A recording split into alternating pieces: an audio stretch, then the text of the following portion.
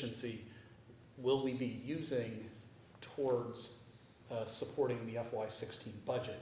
So part of this is look at what are other districts running at? What's a reasonably a reasonable excess and deficiency? What's too low? We know 5% is the high side, but how many districts are at that 5%? And then the next couple slides here, just to help at least remind the finance committees, I went today and looked at free cash and stabilization money for each town, and to say, okay, what do those look like as another sort of ballpark to say, okay, where should we have excess and deficiency be, and where do we want it to get to?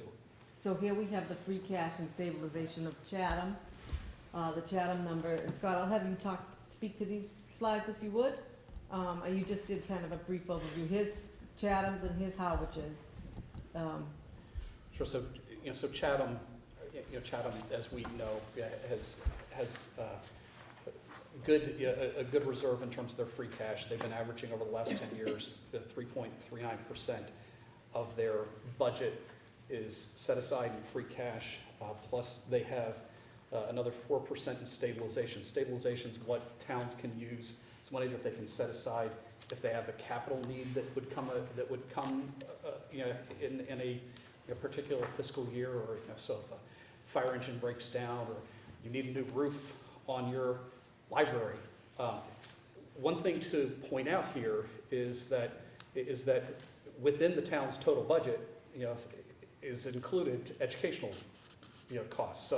So Monomoy shows up as part of Chatham's $42 million budget, and Monomoy will show up as part of Harwich's $61 million budget. So we're roughly 20 million of Harwich's overall town budget. So that free cash, when you look at the percentage, the percentage of Harwich in FY14 was 0.72% of its overall budget. But keep in mind that Monomoy's a piece of that, and that Monomoy is a piece of that overall budget. So if you're actually looking at how much is that free cash of the non-educational spending in the town, it's more like 1.1%, and how much is the stabilization of the non-education spending of the town? That's more like 2.8%. So combined, that's roughly 4% is what Harwich has been running. It was at in FY14, which is pretty much the average, that 4% between the stabilization and the free cash. Katie, a question just for the listening audience and for ourselves. The municipal free cash and stabilization is somewhat synonymous with the regional schools E&D, and E&D stands for Excess and Deficiency Fund. So that the terms are different, but the usage may be similar. Right. And the regional district can create a stabilization capital account.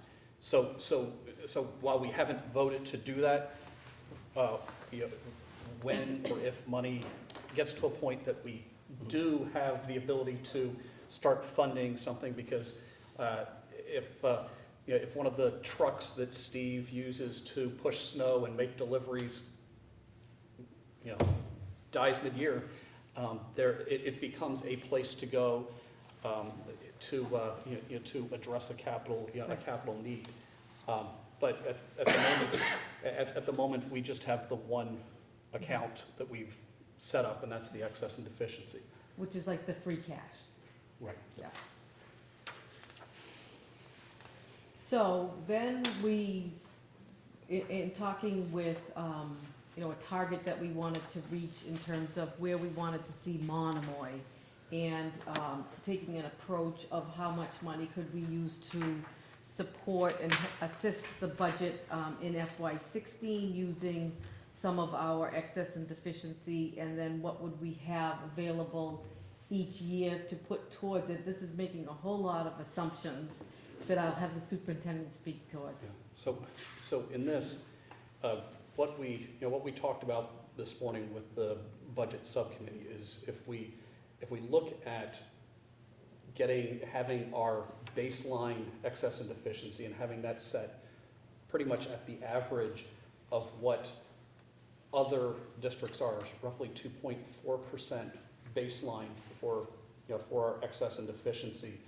And then over the course of this 5-year plan, see that grown up to a 4% excess and deficiency. Again, that would be comparable to what Harwich is carrying over the past decade in terms of their stabilizing funds. How do we get there? And so what this is based on is if in building the FY16 budget, we take of the $1.4 million that's available at the end of FY15, and we take 600,000 out of that and apply that to the FY16 budget, then so you're going to say, well, how do you slowly grow if you're pulling out of the excess and deficiency? And what we have to keep in mind is that every year there will be unexpended funds that roll over from one year into another. So if we take a rough estimate of what that annual rollover would be and say that every year we could expect that roughly 300,000 would be rolling from one year into the next. And again, it all depends on how tight certain years are. And we've talked about FY15 could be a very lean year in terms of what the excess and deficiency looks like. We knew in the first year of regionalization with the district, we had 500,000 rolled.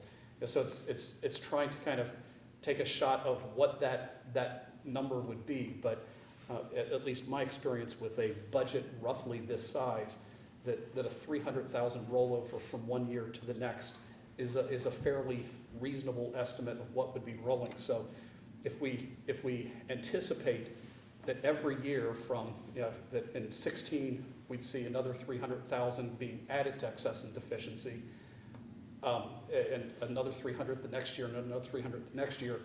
If we want to slowly work our way up from 2.4% excess and deficiency to 4%, how much is left at the end of each year that we could apply to subsequent year budgets? And again, here we go with the general warning. If we apply 600,000 in one year, it's a big application of money that when we come to FY17, there's $500,000 of money that's not there, that we can't do that 2 years in a row and grow. We can apply 1.3 or 131,000 that next year, but there's not going to be 600,000 to apply in that next year because we're only anticipating another 300,000 coming in. Plus, we're going to be keeping some of that 300,000 to slowly grow the excess and deficiency up to a 4%. So in the far right column here is what would be available to roll from excess and deficiency at the end of each fiscal year into that next budget. And $300,000 is aggressive, especially in the next couple of years because of what our budgets are. So tonight I handed out to you a draft FY16 budget. Not only is it draft all caps, it's also in bold. And there's a lot of information in there that, I need you to look through, and we'll certainly talk about it more. I don't know if at the next school committee meeting, certainly Monday night we'll be talking about it. But this is, the beginning of many conversations. So I just wanted to, because what we're gonna be jumping right to now is a 5-year plan that has, a FY16 column. So what you have in front of you is a whole lot of backup to FY16. I just wanted to point that out. Whoops. So there's a whole lot of stuff on this sheet, and so what this is here's our current budget, our operating budget for FY15. I'm projecting an operating budget for FY16 draft of 33 million, $3.1 million increase. And then you see, and it's a 10.57% increase. But then going forward, you see that each year the budget goes up just under 3%. There's some other backup there. Part of the issue is if you look at, whoops, wait a minute, yes, if you look at, if you look at the operating budget, that just tells a piece of that's the general fund operating budget. But we use in our current budget, circuit breaker dollars and school choice dollars to support the budget. You can see that if you add in the school choice, the circuit breaker dollars, operationally, the budget goes up $1.8 million, or a 5.6% increase. As we've been talking about, we've used a lot of school choice money to support the current operating budget. So that this is projecting the budget out. And here we have the capital, and these tie into the exact numbers that Deb and Steve were referring to, the capital for the next 5 years. And then the debt, you can see the debt growth over the next 5 years.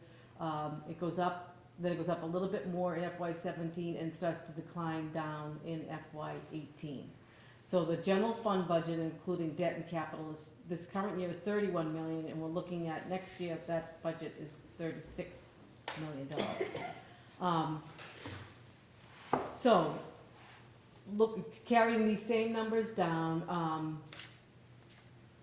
we use, let's see, there's the general fund budget.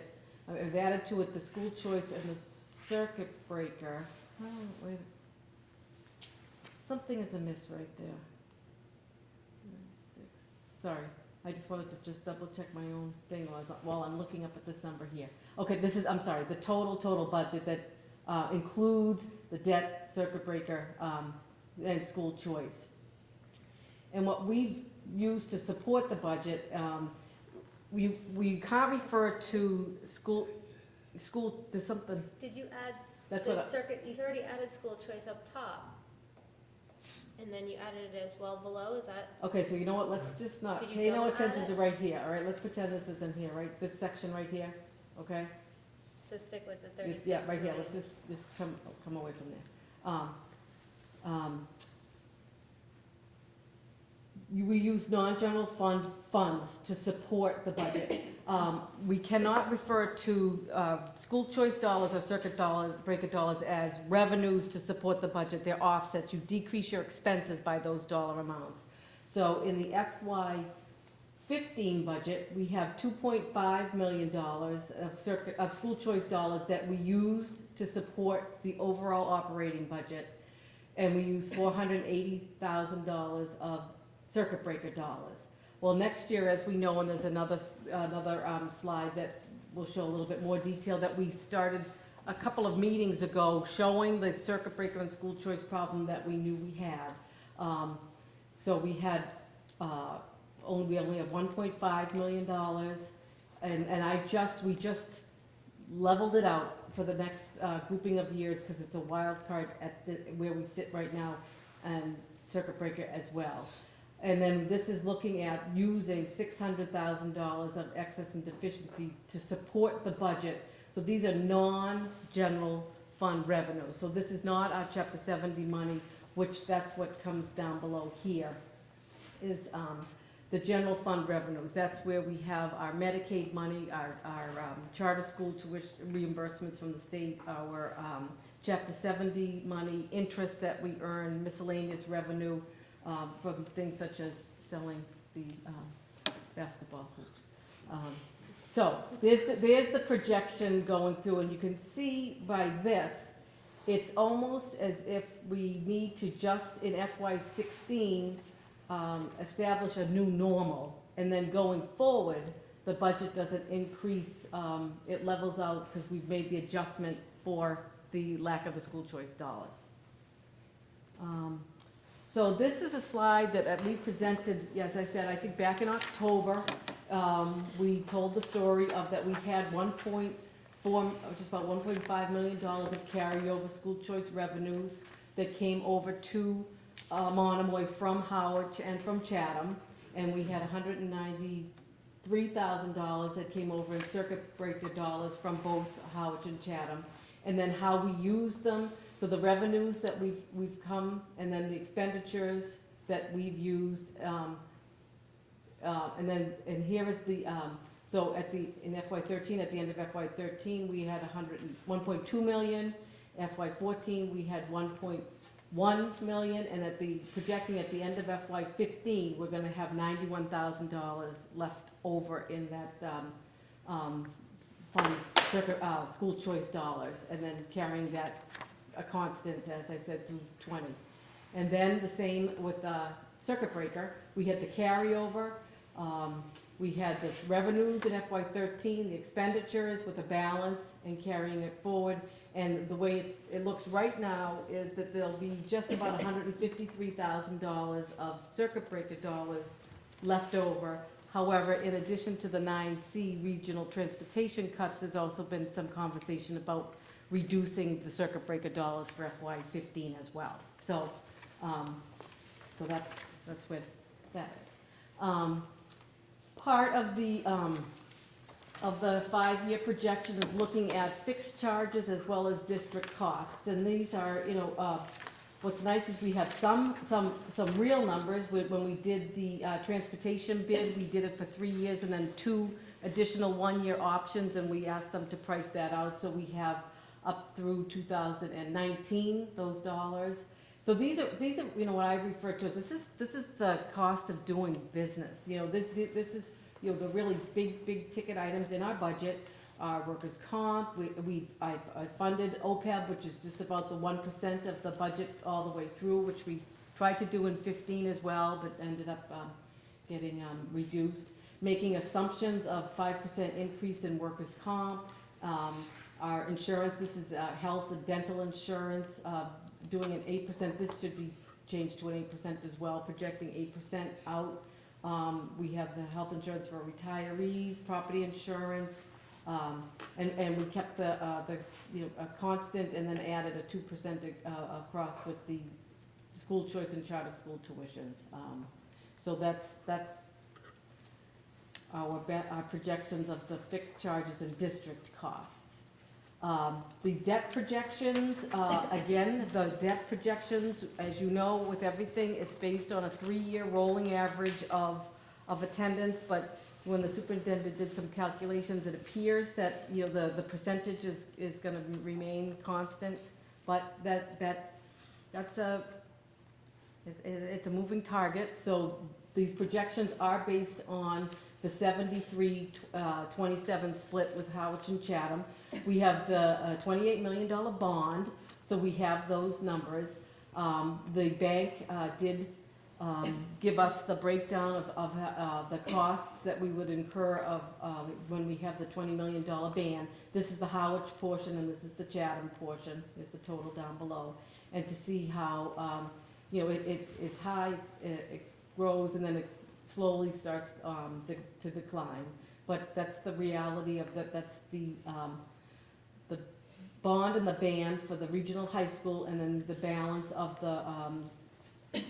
the debt for the Chatham Middle High School. And that will be paid completely, that obligation will be fulfilled in FY19. So then it's 0, so that would be paid. So that's good news for that. And then we talked about the 5-year capital maintenance plan with, that Steve went through. We're still in this current year's budget grappling with just what it costs to run this high school, and we did our best guess projections based on service contracts and things for the high school. For FY16, we plugged in numbers, again, they're our best estimate as we sit right now in December of our first year of operation. And then this is the exact sheet that Deb had on her PowerPoint that she handed out to you, showing the rotation of the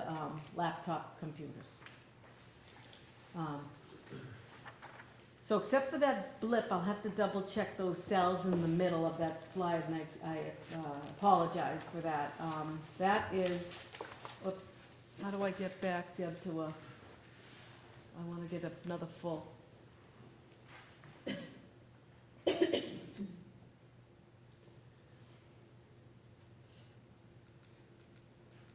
So this is sort of the, there you have it. So the increased cost for the service contracts for this building are built into the regular operating budget? That's correct. That's part of the maintenance budget in FY16 and going forward. But it's, we're hearing different, we just heard one estimate of about a $28,500 increase over what we had projected on one of the service contracts. So, So we need to make sure we protect ourselves.